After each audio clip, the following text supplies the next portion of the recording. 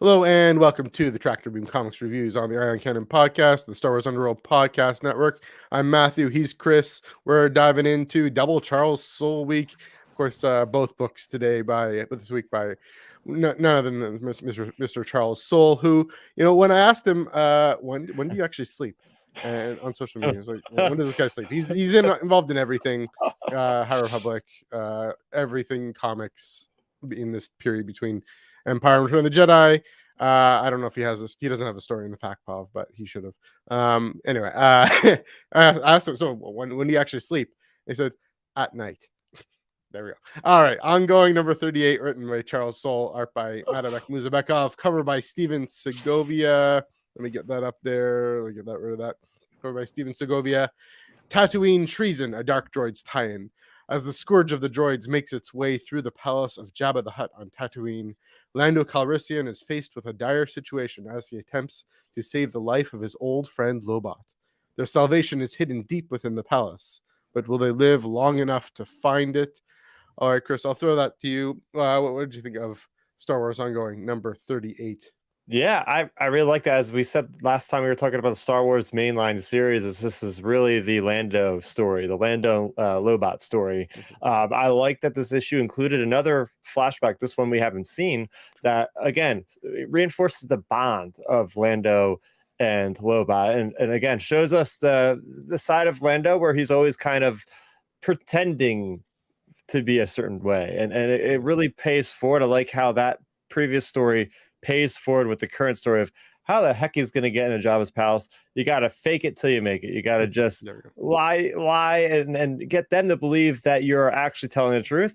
And you got to have that confidence. And Lando exudes that confidence. But I thought it was pretty funny because they're both in that, like, it looked something like out of a 70s sitcom. Like, you got these outfits, the bell bottoms, everything. It's like, yeah, Star Wars came out in the 70s. So it's nice that Charles kind of paid homage to that. But I do like how the Scourge is taking center stage in the story. Lando is discovering it firsthand of the effects. We're seeing the talkie droid once again. We're seeing the Rancor pit. There's just so much to like about this issue, Matthew. Yeah, the connection between Lando and Lobot's always the most heartwarming. Continuing on from Charles Soule's short run back in 2015. Yeah, so that I appreciated. I mean, the way Lobot brings out the compassion and care, the friendship side of Lando, which, as I think we were saying last time or whatnot, coming full circle from before he was out for the deal, out for the score, and we have that contrast, right, with Lando out for the score, and here he's actually out to save his friend. The Lobot in an afro, that was pretty funny, like, what's happening there.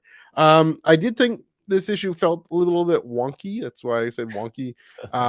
We were both chatting. Yeah, both of these issues this week are fairly wordy, which is fine. It could be good, but some bit little things that were a little strange. Just Boba Fett seeming to come out of nowhere in the Jabba's palace. That page didn't quite work. Yeah, so okay. A little smooth. I had to read it twice to figure out what was happening, because it's like you have to look inside Boba Fett's visor to see the reflection of Lando, because other than that, it looks like it's so separated. Like, why is this page even existing? I almost thought Lando running page or something. Like, I did, seriously. It's like, Lando, obviously Boba Fett knows who Lando is because Empire Strikes Back on Cloud City, but Lando's like, oh, that was a close call, whatever. And that was fun once I understood. But yeah, I feel like that was something that was a little bit weird. Yeah. And then and we can talk about that ad for ongoing number 40, which is spoiler in the middle of ongoing number 38. This isn't Soule's fault. This isn't, I don't know whose fault this is, but spoiler for ongoing number 38 in an ad for Star Wars number 40, saying it's coming out in October when the checklist says it's coming in November. I don't know what's going on over there, but it's just funny little things that happen there. I guess miscommunication, who knows what, but just pointing that out.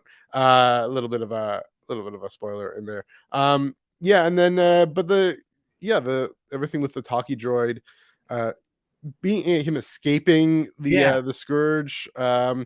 But the fact that, here's another interesting little tidbit then, is this droid is from the High Republic era. This droid is about as old as Ajax Sigma, right? I'm pretty sure. And then and so this interesting his ability to escape, the fact that the Scourge really wants him because his memory is invaluable. Mm-hmm. And then this confrontation with the Rancor, going, say, okay, we can't wait for the Rancor. So this is a great cliffhanger. What happens next? One last thing, just the mystery. I mean, we knew, the moment we saw Beckett on Yep. Kessel have the Yep. mask, it's like, Yep. okay, Lando's gonna get that somehow. Mm-hmm. Pretty neat nods to Solo, which is of course Oh, hell the yeah. least, the bit of an underrated film. um you know Lando going to Han's calls, has even looked at a mop since, has Han looked at a mop since he took over the ship. Yeah, all of Lando's stuff is in there, and still It's it's kind of still funny. there. So good character moment even for Han, who's in Carbonite, and Lando sees him in Carbonite.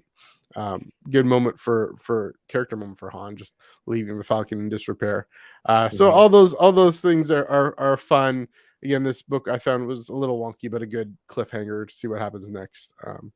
What else do you think? Yeah, I think it's a great kind of point that even though obviously Han Solo in this era is gone, he's out of the picture for now, he's in Carbonite, we Yeah. still get like his presence felt. Mm-hmm. And the fact that, Lando gets the Falcon back for a little bit of time, and he's like, yeah, it's a characteristic of Han. Like, he's kind of just like leaves stuff around, not very cleanly. Of course, he would still have all those stuff. He just is lazy about it, doesn't really care. So it's like, there you go. It makes sense that Han Solo is the way he is, It's a wonder Leia falls for him with that. His apartment's in such disrepair. Come on. Yeah, No. seriously. Another part I really liked, and I mentioned this in my review on the channel that I uploaded earlier today. And In the description below, by the way. yeah, appreciate it. Oh, that's a nice mug, man. I like the Yeah. mug. This is a bit of a side course on guard, Oh, Anyway, sorry, yeah. go ahead. That is so niche, but that's awesome. But the Gamorrean guards, when the talking droid is running, I love this bit of comedy. When a droid is like, oh, I'm being chased by a droid, and then you just hear a bunch of grunts that are like, and they take out this poor innocent droid. And he's like, no, not that droid. And then there's a Yeah. whole bunch of Scourge droids, and then they fight the Scourge droids. But I thought that was hilarious. Also, another thing I really liked about Lando's character in this issue is like Lando is like the carefree like guy that just goes by the sway of his pants, whatever. He just like goes with the flow essentially. And then you get to see like the aggressive Lando because he approaches that Duotin patron of Jabba's palace when he first enters. And the guy is kind of like beating around the bush, like, don't worry about it. This place is under attack. Get out of here. Save your life. And Lando just has enough. And he just puts his blaster to the guy's head. It was like, tell me where he is. And he's like, okay. Like we don't get to see like that Lando that takes charge like that a whole lot, but it was kind of like scary. It was like, damn, when it comes to Lando and his friends, like he does not mess around. Like just he was getting down to business in that moment. Yeah, again, it speaks to his evolution as a character, even from being the Baron Administrator on Cloud City, and that responsibility that he learned. That I think we do see that growth and responsibility in that Lando comic, I believe. In 2015, I guess the sequel, Double or Nothing, or no, that's prequel. Somewhere around there, we've seen that development. Yeah, he's really sticking his neck out for Lobot, and so yeah, that's going to lead to. I mean, I wonder if that's going to lead to Battle of Tanab. It's going to lead to just him, Lando, being the hero that we see in Return of the Jedi, who's responsible for destroying the second Death Star. Mm-hmm. Like he takes the Luke shot in the second Death Star. So Yeah. that one last little tidbit. Interestingly, note the Scourge, like what's it called, periscope droid looking out the guard looking out there. Let's seize Lobot. Oh yeah. And the tentacles, and let's him in at that moment. And I'm wondering again what here's the thing, and it's a bit of a thing going into Dark Droids too, which we'll get to in a second. I do wonder, and maybe that's kind of the whole the flesh metal kind of merging thing. So we'll get to that in a second. But yeah, a very intriguing little moment there. Just laying the seeds, laying the groundwork that Charles is tying everything together. So that's my thoughts for ongoing number 38. What do you have any more thoughts on this comic? Yeah, I think it was a great cliffhanger. Just simply Lando beset upon on one side by a wave of Scourge droids and really grumpy Rancor on the other side. So Yeah. it's like I am so interested to see how they get out of that one. Yeah, it's gonna be a good ride. Again, hopefully, 38 comes out, 39 comes out in October, 40 comes out in November. So well, I'm sure someone will get that right sometime. Anyway, they usually haven't made that kind of mistake before, right? Yeah. It's a rare whatever. So okay, fair enough. It's just funny. Lobot's lost and whatever. Spoiler alert. Anyway. Dark Droids number 2, written again by Charles Soule, art by Luke Ross, cover by Laniel Francis Yu. The horror continues as the Scourge begins to execute its grand plan, orchestrating its droid minions across the galaxy. It learns more with every passing moment, grows stronger, and is selecting the next targets on its path to total dominion over all mechanical intelligence. Standing in its way, only the warrior priest droid Ajax Sigma and the sentient droids of the second revelation. I thought this one was actually pretty great, this issue. Again, also wordy. You have the Scourge narrating his own sense of what he's trying to accomplish in terms of, again, like I mentioned, the merging of metal, but trying to take over like actual organic flesh and trying to implant its consciousness in organic life, trying to the spark eternal was able to do that, and so kind of confused as to why. Also the fears of saying, okay, if I'm give over myself to all the distraction, I'll be vulnerable, so I just got to take over everything and have no enemy. This was a big swing, a big creative swing that I really appreciate. I will always reward the big creative swings, but this one was really well effective and really intriguing and engaging. Just hearing the Scourge's narration of itself, it was Charles Soule at his most Alan Hickman, and by that I mean, so Hickman, he's written, he had an independent comic, I forget what it's called, but he did the House of X Powers of 10 kickoff to this current iteration of X-Men, and he takes this really cosmic view and has this, it just goes all out in terms of imagination, and that whole concept of taking over everything, the universality of it, so you don't have any enemies, that has that Hickman level of scope, and so I really appreciate that. I really appreciate that Lucasfilm let Charles do that, bring in kind of what the 8 billion genies has, that kind of level of long-term view, similar type of thing to House of X Powers of 10, that comic run. So it's which you don't really see in Star Wars very often, and so again, that was interesting. Again, another thing, Ajax Sigma. I'm loving everything to do with Ajax Sigma. The first revelation is I, and the second revelation is we. I'm a little concerned about the third revelation being them, and how there's. I mean, I get it, how the Scourge is the them, and this concept of the visioned and then the other visioned, but I kind of hope that Ajax has more of a peaceable response. Again, this is similar type of thing, the Hickman level, using, I hope Chris's camera is okay. Hickman level, using kind of the like technological consciousness that's able to aggregate and able to cosmologize, because it is limited to any like a singular body, and to explore that concept, and that's maybe why it has trouble. The Scourge at least has trouble implanting itself into kind of being like the Borg, right?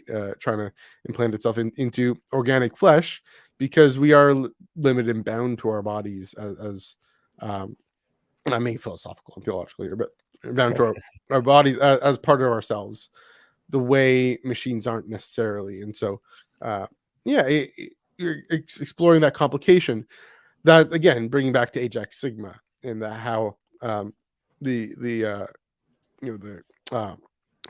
I and the we, the I and the we go together, right? You can't have a we without an I. It's not a collapse of an individual, the personal, and that is, I mean, that's Star Wars at its best is able to navigate and express the personal, not separate from the collective, but unique and creative in the collective. And so again, I'm taking these high level concepts here, but yeah, this is what gets me going, gets me thinking. Then you got 3PO and R2 and Luke. I think that's this issue. That's what, not the ongoing, right? That's in Dark Droids. Yeah, that's this Yeah, issue. you think it would be in ongoing, but no, that was a Lando story. Yeah, no, yeah. So, anyway, that's me going through it. But yeah, I was drawn in. I was really sucked in. Really good page turner. Like you can tell, it's like the thing I love about the Disney Plus shows, powerful beings sitting around talking. Ken the librarian. So this got a bit of that too. So anyway, that's my sermon. What did you think of Dark Droids #2?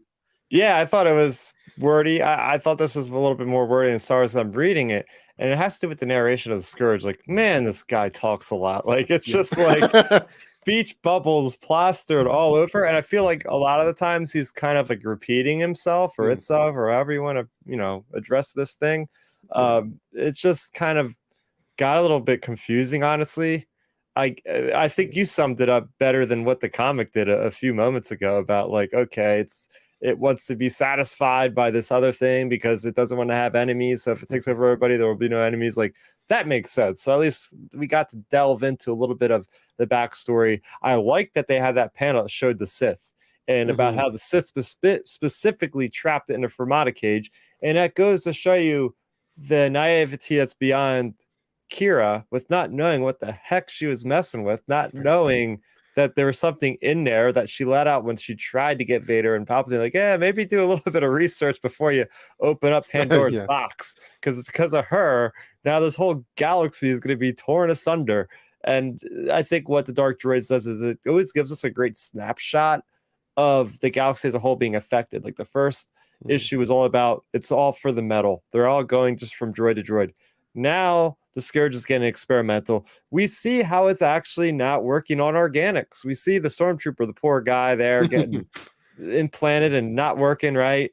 Then we see awesome little nods to First Shot, the Lando novel with Fies and Gore, and about that's where that guy's from. That's right. Yeah, that sounded familiar. Yeah, I thought that was a good deep pull for Charles Soule to take that out because that came out a while ago. But the fact that like really grotesque. I mean, melding like a human arm with a droid and a droid head with a human body, just like these absolutely gory concepts that are like, they just are unsettling. And they did its job there because we know this is printed as a horror story above all else, and it's certainly going there. But yeah, I like the Ajax Sigma stuff. I like upon reading again, like you see him looking like C3PO, you see his innards, his wiring as he's giving his speech. There's these droids that are like putting him into his armor, and he's got like this Centurion helmet thing, which is really neat because it really evokes kind of like this grand crusade of, okay, we're gonna go to this Star Destroyer and we're gonna completely destroy the Scourge at its source. And I'm really getting hyped for that. But yeah, the stuff with their whole weakness is I guess they've been defeated before, obviously by the Sith, is when people start questioning, the organics start questioning what's wrong with the droids. That's when things don't end well for the Scourge's plan. So it has already set a lot of things in motion, hopefully to get past the timetable of the Rebel Alliance, of the Empire, of the crime syndicates before they catch on too quick. So the stuff with C3PO is really kind of interesting because Luke is like, yeah, why would you be asking me about the Force? Right. Like, this is so strange and not characteristic. You might want to kind of get some maintenance or something because this is not like you and what is happening here. So yeah, just a lot of good stuff from like the good galaxy perspective. And as we get into our tie-ins, like we talked about Lando, we're going to be talking, I guess, about Darth Vader coming up in a week or two, whatever. I think it's coming out next week. But so far, this has progressed enough because we have 5 issues of this, I believe. So every issue has to give us some good momentum. And I think it did with the whole transition and the whole concept of, oh, they're going for one of the most powerful people in the galaxy, Darth Vader, because he has the Force. And the only way they think that they can connect with an organic is if it has a strong will to the Force, but it's also part cybernetic. And there's no other person better than Vader in those descriptions. So very much looking forward to the Darth Vader issue and see how that's going to go. Yeah. First of all, yeah, I'm satisfied with the pacing of this crossover overall. It's kind of earning its keep by just being so interesting on its own. I mean, so fascinating concepts. Yeah, and then the way, I mean, it's a bit of a cliffhanger, but it's not a surprising cliffhanger. You know where this is going. You know, okay, they're trying to use the Force and trying to Luke, your hand is cybernetic. Okay, where's this going? Clearly clearly it's going towards Vader. And you see at the end, of course, the last panel is Vader on Mustafar. In his palace there, or his tower there, whatever castle, what's it called? On Mustafar, just saying, yeah, he's the next target. I mean, good luck. But really, again, what I had speculated with issue number 1 is, okay, is this or maybe you and I both speculated this, I don't know. Is this what it looks like for droids to try and connect to the Force? And here we get the explicit confirmation. Yes, this is a droid kind of trying to connect to the Force. Of course, I mean, I'll be curious to see if Ajax has anything explicit about that. Doesn't necessarily need to. What they're exemplifying is the light and the dark, right? How the light or the dark is both this extreme individualism. I'm going to be rise to the top, like Joel, Doc, and I were talking about on Monday with Vader. I'm going to be the Superman that's going to rise to the top at the expense of everyone else. That does encapsulate everything and try and control everything under one heel. The light side is we're going to respect difference by coming together and come together in order to pursue everyone's different freedoms. And so, yeah, it is this way of exploring this with droids. And I mean, I'm curious to see how much it'll work. It's fascinating. Luke says it's never been recorded, never happened, but doesn't mean it can't. I mean, there's a little word that both this show, this comic, and a certain Disney Plus show are avoiding, starts with M and rhymes with idichlorians. But again, that's not necessarily required for sensitivity of the Force. So yeah, I mean, I'm curious. I mean, Anakin loses lots of midichlorians because half his limbs are cut off. There's probably content wise, I don't know. We don't know how it works, but in terms of choice and wisdom and clarity of focus, I mean, a droid can probably have that. So again, Vader versus the Scourge. I'm very curious. Ajax Sigma, if they end up kind of connecting with the rebellion, I don't know, probably not, but you never know. Maybe through R2. I mean, R2 seems to be wise to everything that's going on a little bit, and ejects himself there. And then there's one more thing I was going to say, but I forgot what I was going to say. So, but yeah, that's, I guess, my thoughts until that other thought comes to me. But I don't know if you have any more say about Dark Droids number 2. Yeah, as far as Dark Droids number 2 is concerned, I do like the idea that we are, again, kind of going throughout the Star Wars galaxy and finding all this crazy stuff that's going on.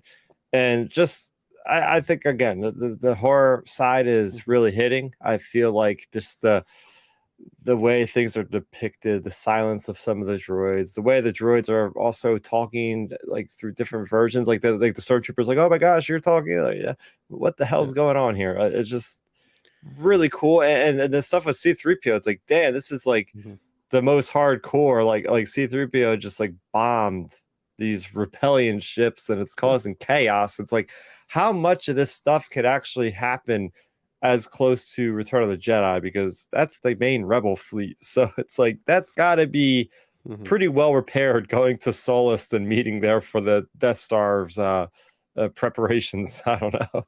Yeah. I mean that's, why. I mean, maybe why they feel vulnerable when the Death Star is operational. I mean, that's the reason Oh, itself. But yeah, that's true. I mean, we got to always keep that in mind that all this is again leading towards Return of the Jedi. Maybe again, this brings up the thought. Maybe more, this confrontation with the Scourge is part of what is the reassertion of Anakin in Vader, the light side in Vader, because he has to confront this wow. great evil, great all-encompassing evil that's trying to take over. Maybe a bit of heroism shining through there, poking through there. That's the thought I was gonna say. Is in Dark Droids, its soul is Hickman meets Asimov, which is high praise, I'd say, because all these questions that Asimov was always bringing up about droid sentience and droid and self-understanding, or robot, whatever he called them, robots. And then Hickman with the scale and the scope that Soule himself can do, again with 8 billion genies. And the weirdness of Undiscovered Country comes through a little bit here. And again, credit to the folks at Lucasfilm for, I mean, they let that everything with the Afra, let that come through with everything there. I'm curious. I mean, that's someone who we haven't seen yet. I guess an Afra, if she's an Afra comic coming up soon. I don't know, because I'd love to see what Afra's up to during all this. In part because she's connected to the Spark Eternal, she's got the wiring on her tattoos, whatever. But also the weird and the out there and the nuts and the pretty curious to see what how she responds to all this in her quest for greater heroism as well. We'll this is like I said when we were talking about her book last week or the week before. This is up her alley. This is her kind of stuff she deals with all the time. So she's probably going to be the one that has an answer for how to shut this thing down, would be my guess by the end of it, because she already knows the Spark Eternal. Is it maybe the Spark Eternal? It's never clear who's really in control, the Scourge or the Spark Eternal. We know they're melded together, but like maybe the Spark Eternal is the one that really craves the organics, because the Spark Eternal was always on organics, whereas the Scourge was, I guess, just going for machines. So it's an interesting concept of like whose philosophy is overruling the other at this point. It's unclear again, but it's quite interesting that those two superpowers are now joined together as one at this point, and it's the biggest threat to the galaxy. I mean, look at that, how fast it was able to take over the Executor. True. That thing went down within moments. It's pretty crazy how such power. That's where we leave off in Vader, with all the Star Destroyers about to take it over. We haven't really seen a whole lot. I guess, we have from the Crime Syndicate. We got some perspective from Star Wars this week about what's happening in Jabba's palace. We know what's happening in the rebellion. Every corner of every part of the galaxy has already been taken over, and people are just starting to realize like what's happening. It's as if AI is not all it's chalked up to be. Just a thought there. Also, I mean, I think it's hard to distinguish, between the Scourge and Spark, in part because, I mean, the Scourge also wants to take over everything, including organic flesh. So this voracious hunger, that, I mean, maybe that could be, could that also be the Spark?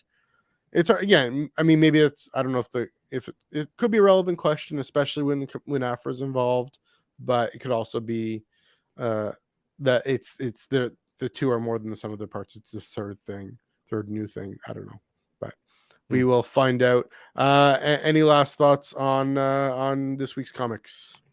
I will say that I like that we have a nice set of comics. I like it when I'm able to read a comic and then go right into the next comic.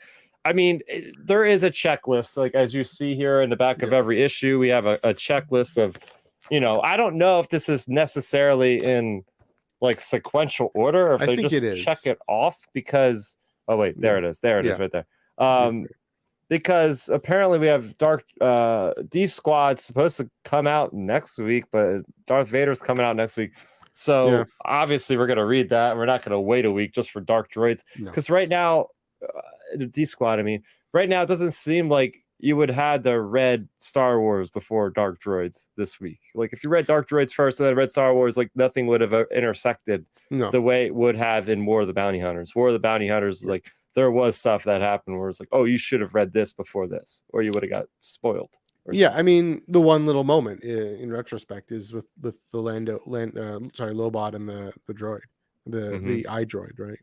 But yeah, I mean, but it is nice that we have both these at once on one week. Yeah, so, again, Charles Soule, hope you had a good nap.